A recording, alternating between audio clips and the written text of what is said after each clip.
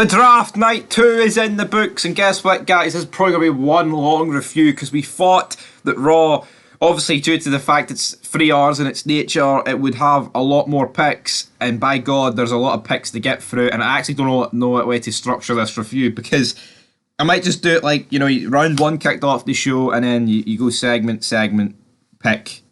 Segment instead of just doing all the draft picks at once. I feel like that's the best way of splitting up because I don't want to talk about the draft picks for 10 minutes and then think, oh god, I've 20 minutes of the show to actually talk about. Anyway, we kick off. It's time to change the game. Will this change the game though? I don't think it will. Triple H almost botches. I say almost botches. He almost said 2022, but then went, free brother, testify. Then hit a spine buster to the World Heavyweight Championship belt through the fucking table. But he didn't really. But he did decide to pick Rhea Ripley as, well, say he decided to pick SmackDown picks Rhea Ripley as its first choice. I mean, Raw. Botch it. It was Monday Night Raw that's picked Rhea Ripley because she is the SmackDown Women's Champion. That's what I went for. Again, it's a bit retarded that Brock Lesnar is not getting picked here. Then SmackDown decide, well, you know what? You're getting a lot of champions, Raw. We need to go for A-Town Down, Austin Theory. So they go for Austin Theory, which, in itself, I think's fair enough, if I'm being honest. Imperium's on Raw, the IC title's on Raw. You know what? They need to get the US title. So, to be honest, you can see, right, these two, you can see why they've been picked over, like, Brock Lesnar. For the simple fact is, they've got the belts, and belts, at least if they want to go down that narrative of belts matter, okay, I'm willing to accept that even though it's just fucking ludicrous that you'd pick these two over Brock. Then Raw pick their second pick, and that is Seth frickin' Rollins. The crowd starts singing, even Triple H starts singing, like, fucking hell, Triple H, man. What's happened to Triple H? I don't know. It seems like over the past couple of years, he's just turned, ever since COVID, he's turned into an absolute fucking fanny, if we're being honest. Charlotte Flair is picked second for SmackDown, so yeah, it's just, in my opinion, you had to move Rollins to SmackDown. Rollins is the one guy who's always stayed on Raw, so why not move him to SmackDown? We're in a day and age where everyone flip-flops, so why not just make everyone flip-flop and actually make people feel fresh? Spoiler alert, like later on, Trish Stratus is moved to Raw. Why not move her to SmackDown? Now, I get it, right? She's in this feud with Becky Lynch, but how long is this feud going to realistically last for, man? Why couldn't you have moved them both to SmackDown? Because I feel like seeing Trish on SmackDown would have been nice to see. But then, Triple H after this says, Brock Lesnar has been announced as a free agent. And then you're like, well, that's why Brock hasn't been picked. But like, they're just going down this road of Brock's being a free agent. It's a bit cheap. Yeah, I get it. In the original draft, Austin was a free agent. But you know what? That's Stone Cold in 2002. This is Brock Lesnar in 2023. So I'm not really too sure about how this is all going down, player. But that is your first round picks. We then cut to Paul Heyman and Seth Rollins basically slabbering at each other. Rollins saying he's going to be a real champion, he's going to defend it, and then you get Paul Heyman freaking out. He's like, I got to phone Roman Reigns. He's trying to get on the phone to Roman Reigns. Seth Rollins like, you're not going to be able to hear who's on that phone due to everyone in this arena singing my theme song. And then when he squares up to Heyman, out comes Solo Sikoa, and that match will be your main event later on tonight. Belair is backstage with Io Sikoa, sorry guys, I'm a bit tired. Right, and she's like, you know what, Io, you're ready to take me on at Backlash. Who actually cares for this match? Holy fuck, man. Holy good fuck, this match sucks. Who cares? Who honestly is sitting there at home like, yes, Io Sky taking on Bianca Belair? Not me. Damage control though, since Io Sky needs a wee bit of momentum, Bayley and Dakota Kai defeat Liv Morgan and Raquel Rodriguez. Wah, wah, wah. Who honestly cares, man? Bayley tags herself in, but they didn't know about it. Oh no. Next up, we've got round 2 of the draft. We had Booker T and Queen Sharmell doing this. We had Sami Zayn and Kevin Owens being drafted to Raw, and then in the very next pick, the Usos have been drafted to SmackDown. So all that hype about, will the Usos be drafted to Raw? Will they be able to stick with the bloodline? That just felt really underwhelming. Like, there was no part of this show where you thought, here, the Usos are actually under serious threat of going to the Big Show, the Big Raw, without the big dog.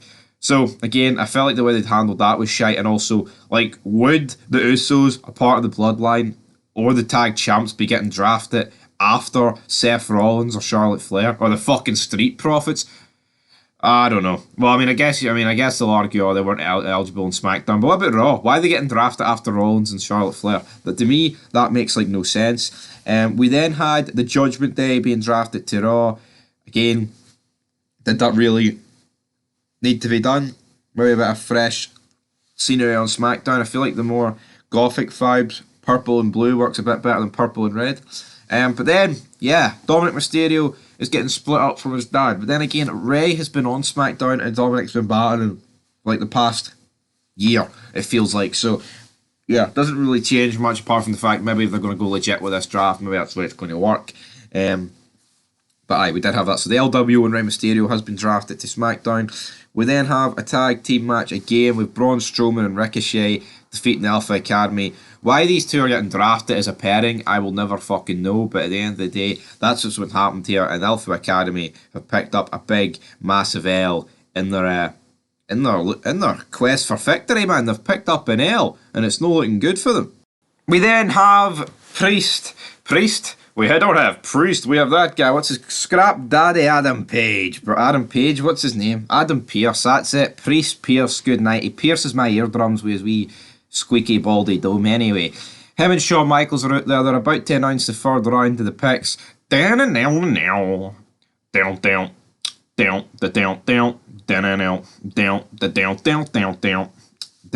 Brock comes out looking like Jeepers Creepers, and like, Brock is a star, man. You look at him, you just see main eventer, star power, you see everything in Brock Lesnar, right? Let's make no mistake about it. He comes out, grabs the mic, and he says, Texas, I'm the only real cowboy. I believe they're in Texas. Basically, he says he's the only real cowboy. Says that Cody Rhodes got to be running scared. And then Adam Pearce brings out security, and it's like, what the fuck is this gimmick, man, of them bringing out security? It's a bit pish, it's a bit cheap. Yeah, you know, Brock's like, oh, come on, he's dead. But then Cody Rhodes appears from nowhere, man, and starts battering Brock Lesnar. These two get into a brawl, the security are trying to break up. I mean, I guess they do end up eventually breaking it up, which is a bit shite, in my opinion, but is what it is, I guess. And after this, we do have round 3 of the draft. So the WWE Women's Tag Team Champions have been drafted. We get Liv Morgan and Raquel Rodriguez going to Raw. Whoop-de-doo. I mean, does it really matter? I mean, I guess they were more SmackDown than Raw, but when you're holding the belts, you're kind of both. Asuka then gets drafted to SmackDown. You want to talk about somebody that just flip-flops between the brands? Asuka is that in absolute abundance, man. Absolute abundance. Xavier Woods and Kofi Kingston are drafted to Raw, so the New Day. And then Sheamus, Butch, and Ridge Holland remain on SmackDown. To be honest, I've no real complaints with those two. I feel like the New Day, they flip-flop, but that doesn't really bother me, if I'm being perfectly honest. So that does what it has to do. We then get a promo package about Io Sky. Oh, she's ready for takeoff. She's ready for this big opportunity. We also kind of get the same with Bad Bunny, and then also says at the end, oh, Bad Bunny, guess what, guys? He's coming to SmackDown. Oh. We then have Shinsuke Nakamura on Miz TV. This was a bit funny, I guess. Basically, the Miz and Nakamura are saying in Japanese that the Miz has tiny balls, so I thought that was quite funny. Nonetheless, next up though, we have the 4th round draft picks, and what was good about this, we got Eric Bischoff and Rob Van Dam. Right, in my opinion, most of these picks sucked. I mean, it was good seeing Bischoff out there. We'd just seen Van Dam on SmackDown, so I was a fan of these two doing this. But Bischoff says, Raw picks, Trish Stratus. It's time to rock and roll. Hey, keys to the city. That's where I get down. It's time to rock and roll. This time I'm in control. Right, yes, Trish Stratus on Raw. No real complaints with this, but I did say I would have liked to see her on SmackDown. SmackDown then picks Karrion Kross and Scarlett. Oh my god, can release pick Karrion Kross, man. Don't mind Scarlett, she's pretty great to look at, but Karrion Kross, this guy fucking sucks, man. Triple H brought him back. He comes out with the scales of time, brother. Shinsuke Nakamura. Well, at least he's not going to feud with fucking Nakamura, right? So what is that entire feud's dead? Not that I was loving it, like, I mean, it looks like Nakamura's going to feud with The Miz on fucking Raw about his balls. But anyway, Karrion Kross needs to get released. I mean, literally everyone that's been drafted tonight could get released and it wouldn't really change things, but come on, man. Karrion Kross is so bad. And even on Twitter now, not even like the marks like this guy anymore. They're like, no, you suck, mate. Because he posted something about wanting to win the world title. Exactly. And let's be real, is this guy ever going to do anything on SmackDown with Roman Reigns as the champion? Not in a million years. Ronda Rousey and Shayna Baszler have been drafted to Raw. Whoop-de-doo. A wonder if USA Network was phoning them on the blower saying, hey, here, we need Ronda Rousey and we need Shayna. Well, more just Ronda Rousey rather than Shayna Baszler, but yeah. So Raw getting two good women here with Trish and Ronda. And then SmackDown picked LA Knight, and I'm disappointed in this. I want LA Knight to go to Raw and actually be in feuds for the World Heavyweight Championship because he deserves it. He's good. He's the modern day Rock, as many people say it. But come on, man. He's going to be kept on SmackDown. Who the fuck's he going to feud with? I feel sorry for everyone going to SmackDown because Reigns is there. He's never going to be there, which is the funny thing about him being there. And yeah, like, you just get people who are still on SmackDown and won't have a hope in fucking hell of getting this championship match, honestly. So it just sucks. In my opinion, man, it just sucks. We have almost beaten up a bunch of local talent, man. Local talent. We've got almost beaten them up. Who honestly cares? Who actually cares about this, man? This is something you do when you first debut, not when you've had fucking matches against Brock Lesnar, Bobby Lashley, and people of that kind. Like, and it was funny because this guy's having a match against Seth Rollins, and they didn't even fucking look at each other. With Seth Rollins against Solo Sikoa, right? And almost nothing to do with Rollins, just battering a bunch, not in a backstage segment. How the hell is this? How do people think this is good? This is fucking garbage. The Judgment Day then came out, and you know what? The Judgment Day have got heat, and I'm not a fan of most of their members. Mainly it's just Dominic Mysterio, though, isn't it? If we're being real, it's got the actual heat. Nobody really cares about Balor. Nobody cares about Priest. No one really cares about Ripley. The only people that care about Ripley are people, weird bastards that are into big muscular women. That is pretty much it. But for Dominic Mysterio, he's the guy that's more or less gained all this heat. They came out. We then have the LWO comment. Rey Mysterio says he cannot wait for Bad Bunny to beat the Mustachos out of Damian Priest come this Saturday with, of course, Is It Backlash. So this was a 6-person mixed tag team match. But, you know, good night. Priest manages to hit the South of Heaven to win this victory. To win this matchup. So, yeah, not exactly ideal here for the Judgment Day, but that's exactly how it went down. They won. They managed to scrape across the line, but you just know at the pay-per-view they're going to get battered. Yes, Rhea Ripley's going to win, but I mean, Bad Bunny is not losing, right? Bad Bunny is not losing in a million fucking years to this. We then cut backstage to Cody Rhodes. He's leaving the arena. He says, Brock Lesnar is a man. I've proved that tonight. I've made him bleed, and I'm going to lay the smackdown on Cody Rhodes, and that's exactly, or on Brock Lesnar, sorry, and that's exactly what he's got to do here to get the job done. It's what he's got to have to do. Is it what he's going to have to do, though? Is it what he's going to be able to do? Who knows? And then we have Jey Uso backstage, basically just getting stared down by Solo Sikoa and Paul Heyman. Of course, that is going to be a match later on tonight. Well, not later on tonight, Jey Uso. It's going to be Jimmy Uso, actually, in fact, against Matt Riddle. Should we talk about that now? Aye, we may as well talk about Jimmy Uso taking on Matt Riddle. So, it's an alright match, but Jey Uso uses a chair on Owens. The referee sees this, basically tells him to fuck off, and because of this, the numbers game basically catches up on Jimmy Uso, and therefore Matt Riddle picks up the victory over Jimmy Uso. So yeah, the Usos have been picking up a few jobber losses recently, if you honestly think about it. So yeah, but that moves us in to round 6 here, or round 5, sorry, of the of the draft, player. We have the Road Dog Jesse James and the badass Molly Holly. Yes, Molly Holly's out there. It's good to see Molly Holly and Road Dog, even though we just saw Road Dog on SmackDown. But you know what? I like the fact they've brought the legends back to do this, because instead, it's better bringing them back to do something, even though, I mean, you could just argue it's fucking retarded, if we're being honest. But, yep. Anyway, the first pick, Raw pick, Braun Strowman and Ricochet. Oh yeah, baby. Like, honestly, why are these picks being, like, hyped up? And then you've got, like, SmackDown picking Shotzi Blackheart. Oh, come on.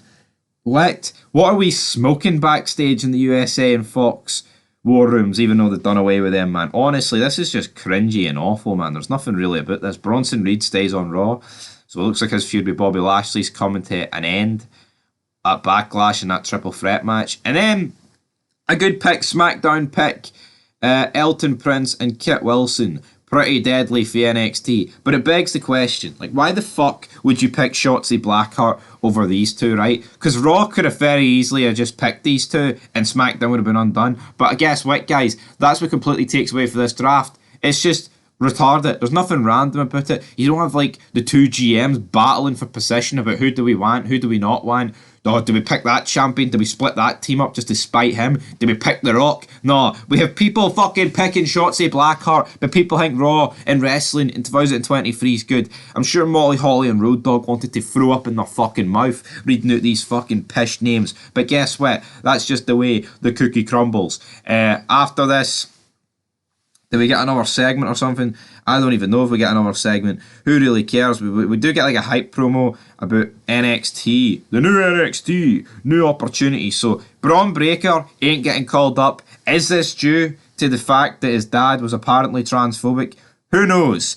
We then have Omos and MVP backstage saying that, oh, we hope Rollins was watching us batter those local talent. Well, how about the two guys actually having a match, have a fucking interaction on the show? That didn't happen though. With Damage Control saying we're going to own all the gold, we're going to own the tag titles and the women's title. Out come JBL, Teddy Long. Down, down, down, down. It was good seeing JBL and Teddy Long like reunite out on the stage. Good just hearing the theme songs play. And then basically you had what's the guy? Corey Graves like, oh, don't you dare, Patrick, start saying player, because you make it cringy. Corey Graves seems to think he's on a fucking untouchable pedestal. Like, I mean, the guy's fucking shite. Let's make no mistake about it. Let's make no mistake about it. Don't know how he landed Carmella like, but he did. Even with his 27 kids, and now he's going to have another kid with Carmella, so fair play to both of them. But anyway, we do get down to our picks, and by this point, like, you know, you just know the picks aren't exactly going to be spectacular. So we have round 6. We have the shush, please. We have Otis and Chad Gable, the Alpha Academy. Whoop-de-doo. SmackDown then picks Big Meat. He's as sharp as a marble, says Corey Graves. It's Rick Boogs. Oh yeah. Then we have 2 NXT picks to round off the draft. Kitana Chase, Kaden Carter. These two are challenging for the belts against the two Scottish ladies, lassies. Let's go, Scooby-Doo. But, like, I don't understand that, because so one of them has to be the NXT's champions rolling into the brand split. Just seems a bit retarded. And then we have Cameron Grimes getting drafted to SmackDown. And I tell you what, apart from Pretty Deadly, the NXT call-ups have been incredibly, incredibly weak. But apparently there was more. Apparently there was more on Raw Talk, but we'll get to Raw Talk a wee bit later on, because in our main event we have Seth frickin' Rollins against Solo Sikoa in a decent match, but it ends with the Usos getting involved. Then out come Owen, Sane, and Riddle, and it just ends in a brawl. And, like, yes, I know Omos, right? He ain't a part of the Bloodline, obviously, but I still feel like he should have come out here and like helped them against like Rollins, because I don't know, like the heels were severely outnumbered here, so it just seemed pretty stupid. But yeah, guys, that is how Raw went off the air. But we're not done yet. We're not done yet, because we do have the WWE Raw Talk selections, and this is who Raw got. Raw got a lot of people, and absolutely SmackDown got 2 people, and Raw got like 10. What is the logic here? So Raw got Akira Tozawa, garbage. Garza and Humberto, garbage. Dana Brooke, garbage. Emma, garbage. Indus Sher, garbage. Johnny Gargano, garbage. Nikki Cross, garbage. Odyssey Jones, garbage. Pippa Niven, Riddick Moss, Tegan Knox, and Shia Lee. Why not release all these people? They're not fucking needed. Why would you even keep these people in your company? How many people is that? 1, 2, 3, 4, 5, 6, 7, 8, 9, 10, 11, 12, 13. And then the shares, of course, the tag team. So, like, you're looking at 15 people Raw have got here. And none of them are needed. Absolutely none of these guys are needed. And you wonder why wrestling sucks. Because they just hire and keep mediocrity. People slabber about, oh, this is so unfair. Vince McMahon releasing people. What about their families? It's their jobs. Aye, well, if they're fucking pish, get them out the door. What does it matter? I mean, people get sacked out of jobs all the time for way less than WWE. Like, why? Can anyone make a compelling case to keep any of these 15? I know the Marks will want to keep Gargano, but fuck them. Anyway, SmackDown though. Grayson Waller. Now, that is a good pick. Didn't actually know that happened, but Grayson Waller went to SmackDown. Very, very good pick. And then Tamina behind him. Jesus. And then we get 5 free agents. We get Baron Corbin, Shelton Benjamin, Cedric Alexander, Elias, and Shia Quinn. Awful. Who would want any of these guys? Like, literally, who would want any of these guys? Nobody. That's what the answer is here, folks. And, yeah, again, apart from Grayson Waller, you could release everyone here and no one would even bat an eyelid. But that is it for your Raw. It was good seeing Legends. I feel like they incorporated the draft a bit better on Raw here, in my personal opinion. So I'm going to get a 2 out of 10. It gets one better rating than SmackDown. I feel like it was good when you see like Brock and Cody interrupting the picks and stuff like that. But again, the picks getting picked in the order they got picked. Yeah, I know a lot of picks here. But yeah, a lot of that was ridiculous. But some alright segments, some alright matches. But overall, guys, wrestling's dead and we have to move on. I mean, literally like 90% of these picks should be released. And that ain't a good look for wrestling, folks. But anyway, guys, until next time, it's a 2 out of 10. Until NXT tonight. Peace.